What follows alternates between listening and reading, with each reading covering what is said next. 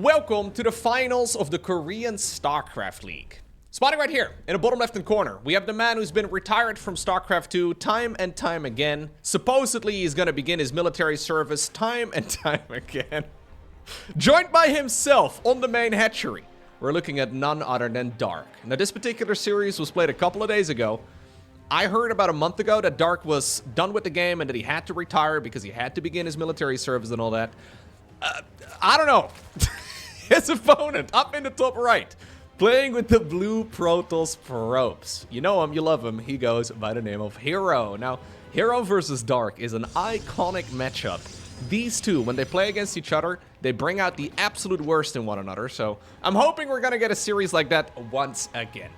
Dark's been playing a little bit less as of late. And according to himself, the next KSL, so this is the finals of the 72nd edition of the KSL. Korean StarCraft League number 73, which I think is next week or maybe the week after that. Supposedly that is his like final tournament before he goes off to the military. But honestly, he's been saying this now for literally years. At some point it'll be true. I think, possibly, I don't know. But at this point I'm wondering if it's like, I'm almost wondering if it's like a running joke, you know, that he got some exemption like 4 years ago and he's just not told anybody. I don't know. I'm starting to get that vibe. From what I understand, Koreans have to begin their military service, generally speaking, at their, like, latest at, I believe, 27 years old. And how old is Dark at this point? I mean, it depends on the year that you're born in. So, Dark, I think, is like... Okay, he's almost... Okay, he's turning 30 this year. Yeah. So, I think he was supposed to do his military service a couple years back, but... Anyways, here we are. And, I mean, we get to hopefully witness a fantastic series of StarCraft. We'll see. We'll see. I have a hard time, though, imagining that these two are not going to be bringing out some crazy strategies, because usually that's what they do. Well, most of the time, actually, it's Dark.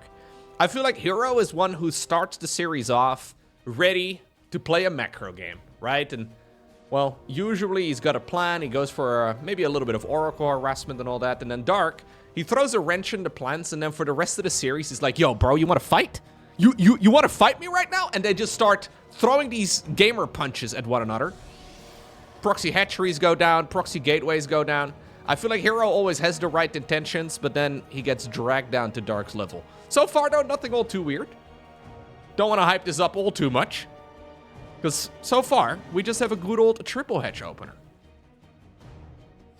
Admittedly, the very first expansion is down over at the third base, but that is not all too strange. A couple of Zerglings run into the natural. Adepts were running in the opposite direction. I'm not exactly sure where that Adept was even headed. Maybe he assumed the Zerglings would be making the long way around. And he's going to scout the Stargate.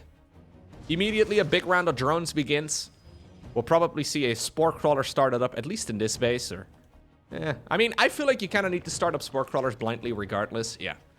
This is an early one. Like, 325 on a Spore is quick. But... it's probably safer. May as well. Supply block. Sick. Can we do an extractor trick just to get the extra worker out? Thank you. Or the extra Queen Rodder? Yeah. Okay, a little bit awkward here from Dark. A little bit messy here from Dark, too, if I'm being honest with you. But anyways, let's see. Adepts going to the base. This is really lovely movement here from herO. This could really hurt the Zerg. Stasis ward is good. It's distracting these workers. And now suddenly the Queen is also taking a little nap. A few of those Zerglings also forced into stasis. Oh. He's like almost herding those units away.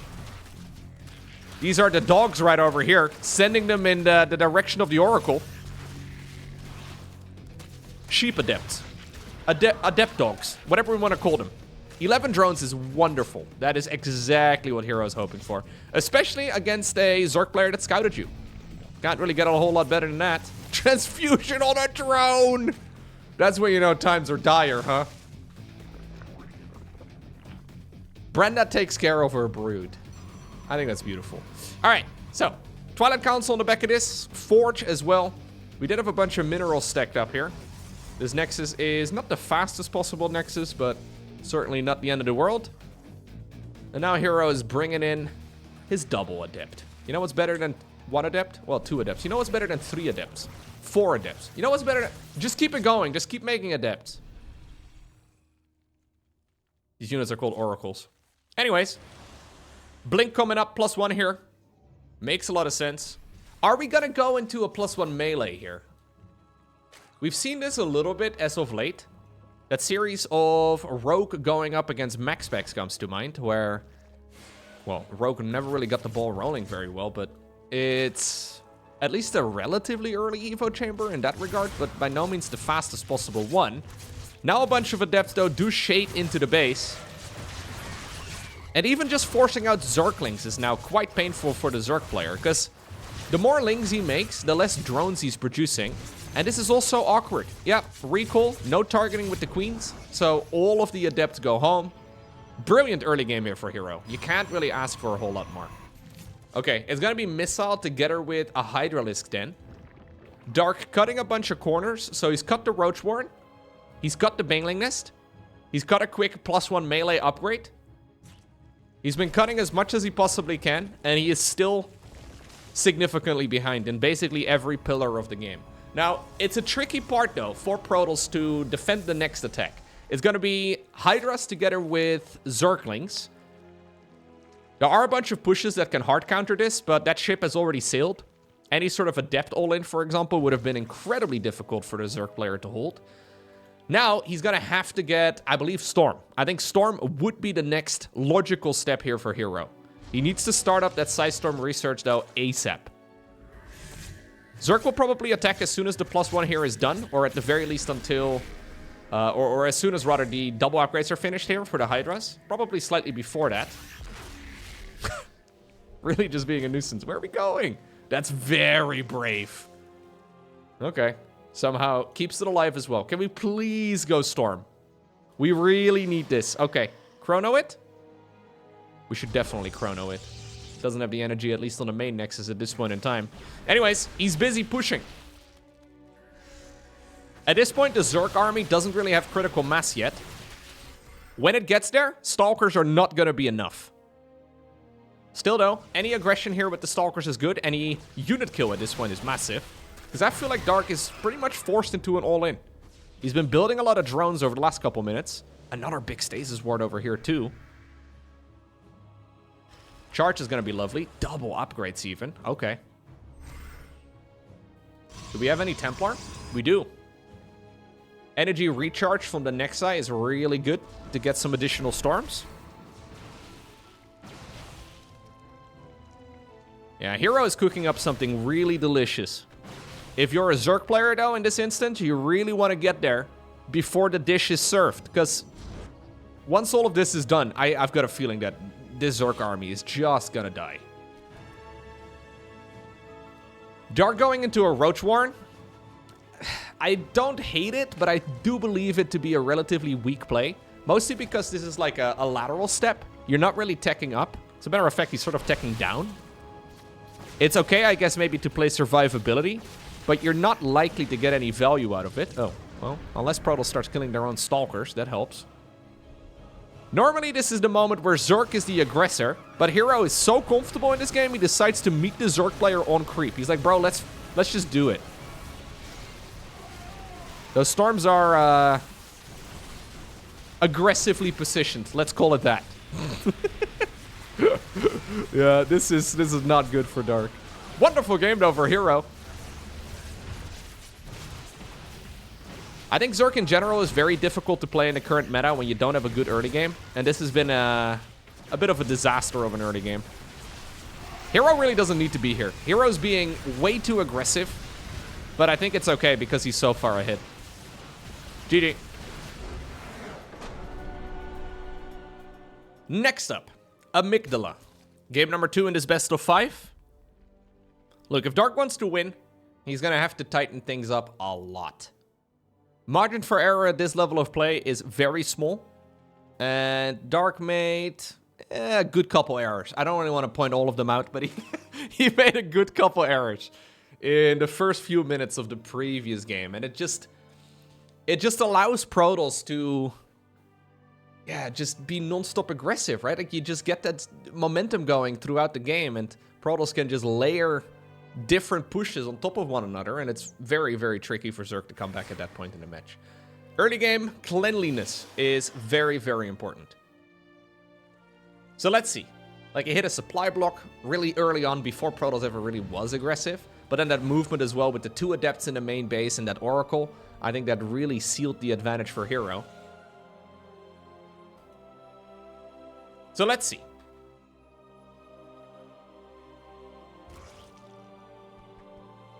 Twilight Council is not going to be his weapon of choice as his first structure, but we'll probably see it in a moment. Oracle coming up. Forcing out a few more Zerglings here. Quite a few, actually.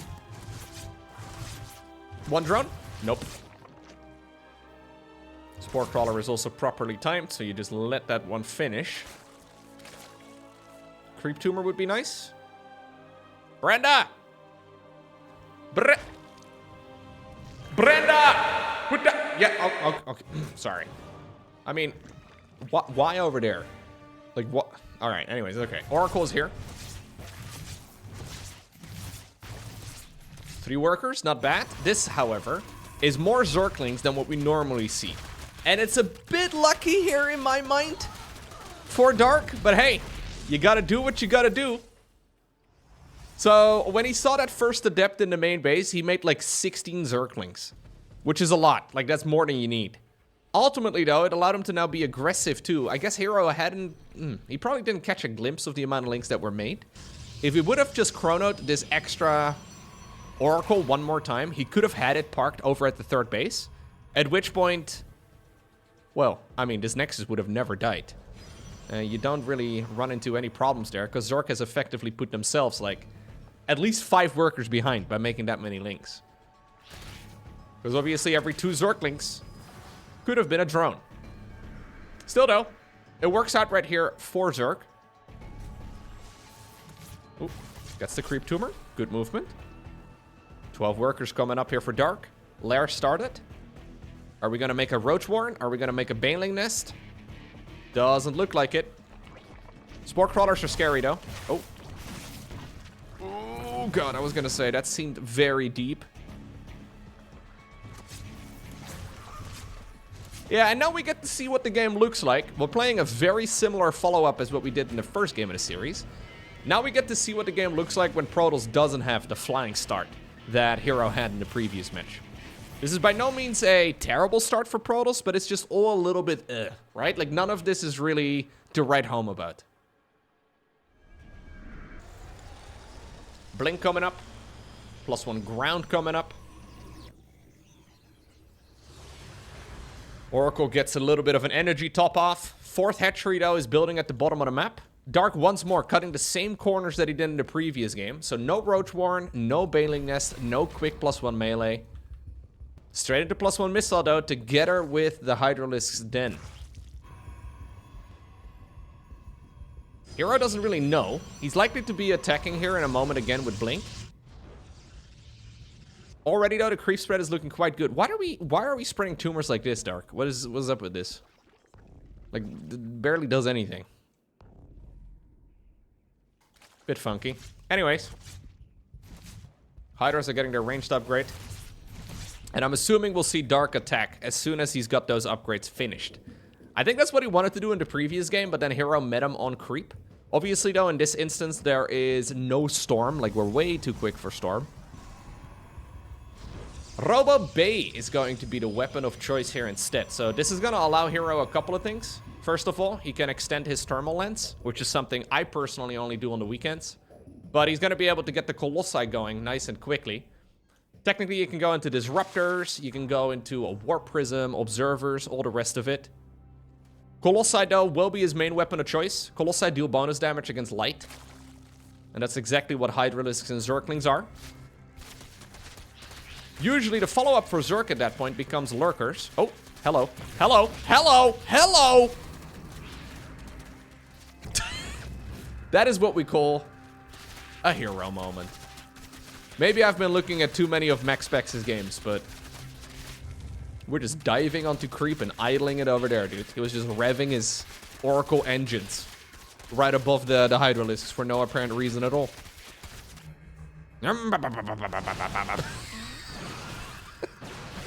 Very impressive, hero.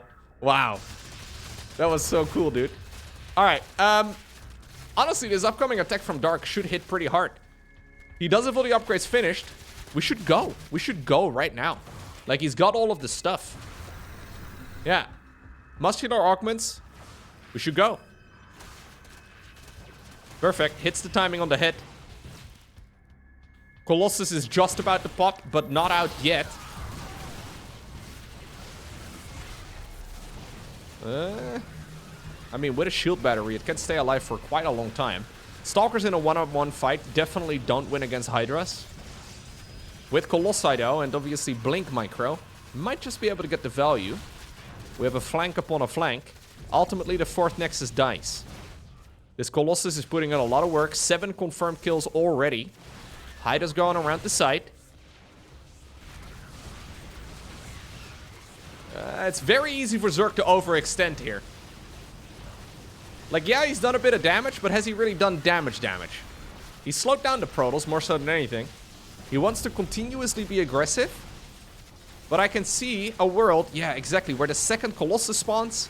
His Thermal Lance is going to extend. And then suddenly, this entire Protoss army will destroy that of the Zerg. Lurker then, however, on the back of this, together with a Hive. Dark is doubling down, he targets the Nexus, and I think that really seals the advantage. I was a little hesitant there about the push, until he just now sniped the base. Okay. Hive is going to finish up very soon. A new Nexus, a Zerg Nexus that is, building.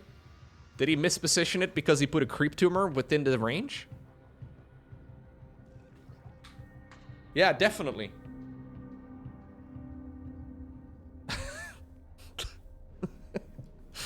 He spread a creep tumor over here and then blocked the perfect positioning of his own hatchery. I hate everything about it. Anyway, Lurker coming up. Lurker transition coming up. Lunge also researching here for the Hydras. Nanomuscular swell. God, there's a lot of really dirty names in StarCraft for upgrades, eh? Extending thermal lance. Nanomuscular swell is the latest upgrade in the game. Apparently it's some lore accurate thing for Hydralisks, but it does sound a little gross.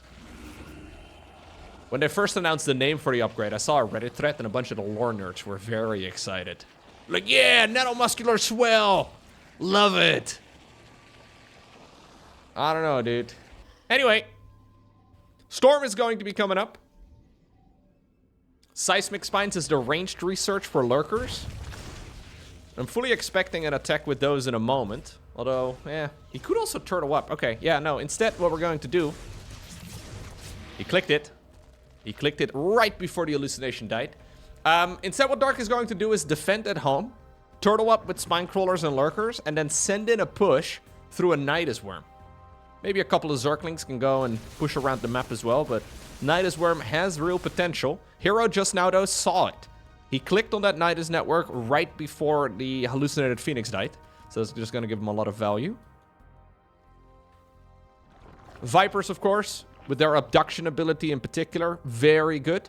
He can fish units into the range of the Lurkers and the Hydras. Snipe them all down.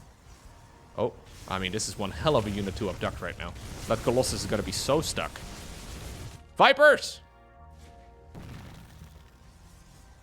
He doesn't have a Overseer with his army, which is a little unnecessary. I don't know why we don't. You should yoink him. Yoink him, dude.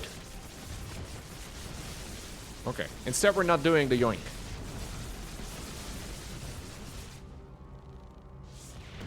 Yeah, now he's thinking about it.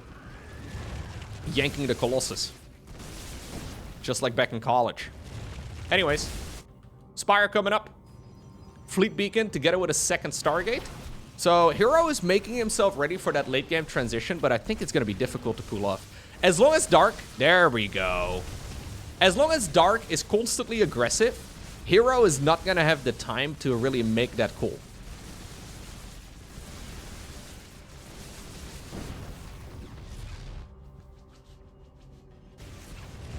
Skytle's transition is going to cost him a couple thousand resources and several minutes. And I don't believe he should be given all of that time. Just in case, though, he's already preparing a Spire. Good movement here by Dark. I was a little concerned, I'll be honest with you. After the previous game, I was a little afraid that hero was just going to be able to wipe the floor with Dark. Still feel like across the board, Protoss is playing better. But this is not bad. Using the nanomuscular lunge right over there to run away. Additional lurkers coming up. Additional hydras coming up. Mothership has been afforded. 400 minerals, 400 gas. And about 2 minutes of production time. So, it's going to be a while. You can obviously chrono it and get it out a little bit quicker, but... Can we go use the Vipers? There we go. There we go. Okay. And this becomes so difficult right now for Protoss. I think you should send a couple of those lurkers that way. Yes. Doesn't need the whole army of lurkers. Exactly. Viper's a little bit ahead of the party. One of them gets sniped. Still, though, this is going to deny another expansion. And now we have a Nidus Worm inside of the main base, too. Mothership being chronoed. Tempest production has begun. +1 air, already researching for Dark, even though he doesn't have any flying units. You should definitely target fire down the Nexus. Yep, and he gets it because of the Zealot, forcing the splash damage of the Lurker onto it. Now, though, there's already a Zerg infestation inside of the main base, and this is the real problem with that Skytle's transition. When you're ahead, it's easy. When you're even, it's quite difficult. But when you're far behind, like in this particular game, you just lose the game in the process. GG. Frostline is going to be the third game in this best of 5 series. Dark doing a little bit of a drone scout. Now, I would imagine this drone scout was originally meant to be a little bit more than that. This drone had all the aspirations of becoming a hatchery or whatever else it can become, you know, like maybe even an extractor. But none of that was meant to be. Stargate opener though for hero. I believe, yeah, the drone did see it. Although no surprise there. Third hatchery though, already building here for Dark. And he is going to try and see if he can just once more go for a relatively normal game. So I think Dark played a good game in the previous one, but it wasn't very clean. It didn't really have a lot of that crispness that we like to see at this level of StarCraft. Hero had an unfortunate start to the match. Mismicroing a little bit. Very fixable, like something that he did much better in the first game of the series. And I think across the board he played a fine game. It's just that after you have, like, much like how in game number 1, Zerg had a pretty rough early game. If Protoss has a rough early game, it's very difficult for them to also continue playing. It's all about this type of aggression. Oracles on the back of this, of course. There's the first one. Keep in mind that in the previous match, in this particular moment, Dark had already made like 16 Zerglings. And once more, he's got quite a few. Yep. I was pointing it out like it was different in this match, but nope. He did the exact same thing again. Slows down the third Nexus timing. I like it a lot. I think you should almost let this probe build the third Nexus before striking there. Anyway. Ooh. Follow-ups. Follow-ups. Follow-ups this push. With glaives. This is going to be the attack speed, of course, here for the Adepts. And for all intents and purposes, it is an all-in. I mean, you can, of course, play catch-up here, but Hero doesn't have a third Nexus. And if Dark holds it with minimum losses, he's going to be so far ahead that any follow-up from Protoss is going to be difficult to hold. So, or difficult for Protoss players to hold here. So, this is a very committed push. How many gateways are we on? 4 for now, 2 more building. He's still faking a third Nexus, and he may actually plant one down. But across the board, this is not really meant to deal a whole lot of damage. A depth kill is actually worse here than losing the pylon. Okay. Keeps it alive. Nice movement, although ultimately... Alright, well at this point, Dark sees what's up. He's been skipping a Roach Warren every game so far. In this instance, he realizes that he needs one. Since Protoss was stuck on 2 bases there, he figured he will make one here regardless. Spinecrawler's coming up. I think he should not have a 3rd base mining here. I actually think he should not be mining over at the 3rd. He should have evacuated those drones and just defended on 2 bases. I think it's way better. Instead, he believes he can have his cake and then eat it too. With this many adepts, though, you can easily kill queens. Yep. Keep in mind, though, that this is very committed. Spinecrawler just now finishes. Okay. New adepts showing up on the other side of the map. No prism. 3rd Nexus indeed has begun now. Not enough damage dealt yet, though, for Protoss to really justify this attack. You can kill roaches and queens pretty easily. All of the adepts now in one big ball. Roaches don't have a very fast attack speed, and there's not enough for them to really hurt. You can even start killing the Spinecrawler if he really wants to, but I don't think that's really necessary. No, he's just hunting queens.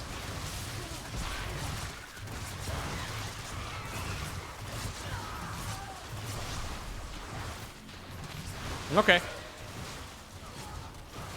And even though he hasn't really done any economic damage, I still don't really mind this spot here for hero at all. This is just such a slow early game now. I mean, adepts really aren't meant to be fighting queens and roaches, but you can tell they're not absolute garbage at it. Huh. We send in an Oracle to try and soften up the spine. I mean, he didn't attack it, but I think that was the original plan. Roach speed now coming up, though.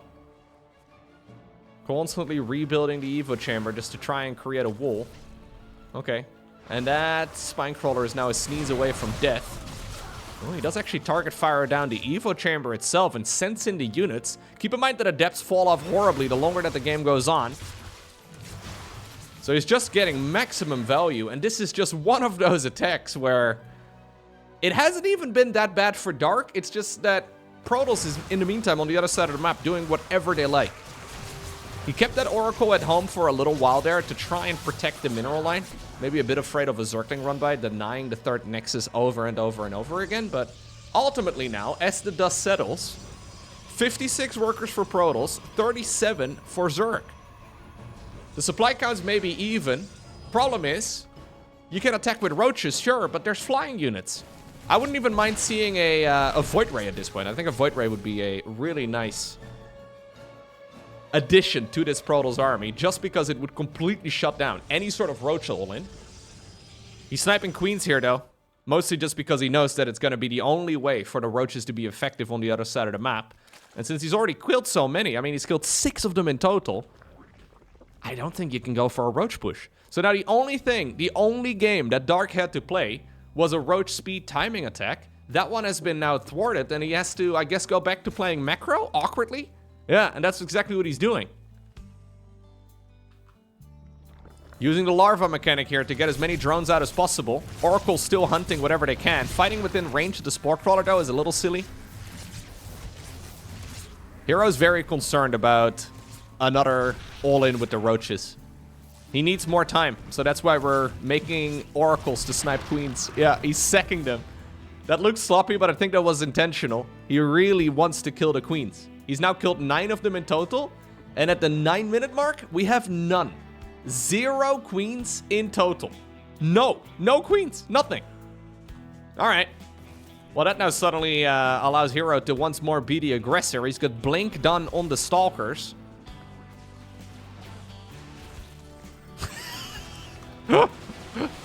What a game. What a game. I mean, roaches are strong, but yeah, there's no way you can micro this. GG. Next up, we find ourselves on Whispers of Gold. Match point here for hero. Once more, being a bit of a prick with the early scouting probe.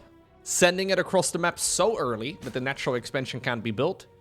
Dark, though, taking the forward base. No problemo. Stargate build once more coming up. And it's time to dance. The Zerglings this time around, even though they shared a cocoon together, they do decide to split themselves up from one another, and he's going to try and see if he can get one of those Zerglings at least into the base. Brother number 1 dies. Brother number 2 gets the vision.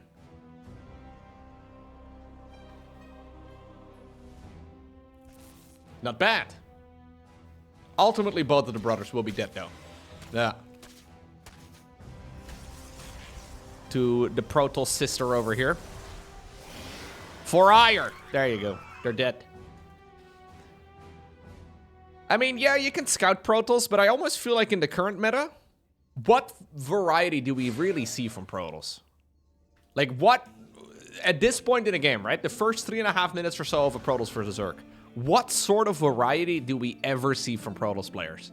Because it's always this. It's always this. I almost feel like scouting is now, in a very strange way, at this level of StarCraft, not very relevant.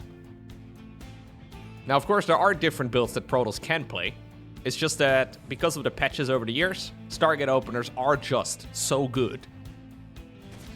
The most information you really gather here in the early game is the first 3 units that pop out of the gateway. So that's what that Void Ray, what that Overlord is looking for.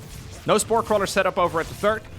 So 3 drones is pretty good. Revelation to boot. Third Nexus comes up. This is a repeat of what we saw in game number 2. Cancels it at the last second. I think in this case, though, hero was already almost prepared to do it. By the way, hero has not been having any of those hero moments where he doesn't have an adept in hold position in the wall off. It needs to be pointed out.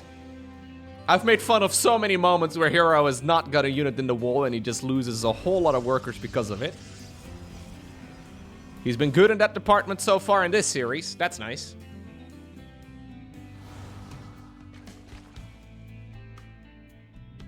Okay. Third Nexus. Restarts. Bit slower, but in this instance, because Protoss was dealing with so many lings early on, you also automatically know that the Zerg economy has been slowed down a bunch. So yeah, you lose your third base once. You have to cancel it, restart it about a half minute later or so, but it's not really the end of the world, because it's not like the Zerg economy can really bet that great on the back of it if they made that many Zerglings. So canceling it and restarting it like a half minute later is totally fine. Now this time we have a pretty quick +1 melee. No lair. No lair yet. Oh, we're doing a okay. We're doing a tier 1 Zergling Baneling all-in. I find it a very ambitious play. I'm not gonna lie. Yeah, he's knocking down the rocks already. So he wants to try and see if he can create a very short reinforcement path towards the other side of the map. I'm assuming we're going to bring queens as well. Doesn't necessarily have to. Oracle is scouting, by the way, right now. He sees the Evo chamber and the lack of a lair. Lack of a lair is big. Could be over here on the low ground. I mean, it's building now, but this is way later than you normally would see it. Did he spot it? No! That Oracle got extremely close to seeing the Baneling nest. That would give him all the information he needs. Right now, hero is in the dark. Lowko, you're so funny. I'm going to hit the like button. Thank you, guys. Anyways. Oh, no, hero. Hero, stop. Hero! Okay, fine. We'll wall ourselves in fully. I don't mind it. He's just lost a whole lot of Zerglings, though. Yeah. So, yeah, ultimately... Oh, God. Hero wants to fight as well. This is awkward. Hero is ready to build a proxy pylon on the other side of the map. Dark is getting ready to do a big push. I mean, at least that was the original plan, but I think he's maybe pushed away from that direction. Stasis wards here are really nice, by the way. Yoink! There we go. And that just now has given Hero, well, however long this takes, like 20 seconds or so of breathing room, and gonna make life way easier for him. Yeah, more stasis ward, sure. +1 melee, though, is gonna make these units way more formidable, of course, against... way better here against Stalkers, but Blink can still keep a lot of those Protoss units alive. We do have charge on the back of this as well. Zerg doubling down with +2 melee. No Hydra then. No Roach Warren. No Baneling speed. Finally, we're making some Banes, and we are going into centrifugal hooks, but I don't like this at all. I honestly think this is... It feels like a desperation play, but Dark confidently went in this direction himself. How in the world are you going to get valuable traits with Banelings against Blink Stalker? You show me, Dark.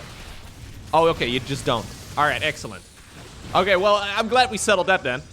We just don't. We just kind of bruise a couple of the shields and then, you know, awkwardly play against it. Great micro, of course, by hero, mitigating a lot of the splash, but those slow banes are not very good.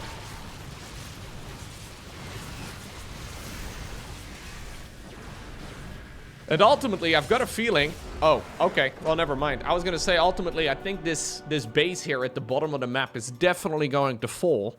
And 3 base versus 3 base is exactly where Protoss wants to be against this type of army from the Zerg. Dark decides to GG out, and that means that hero obtains the victory 3-1, playing some excellent StarCraft 2.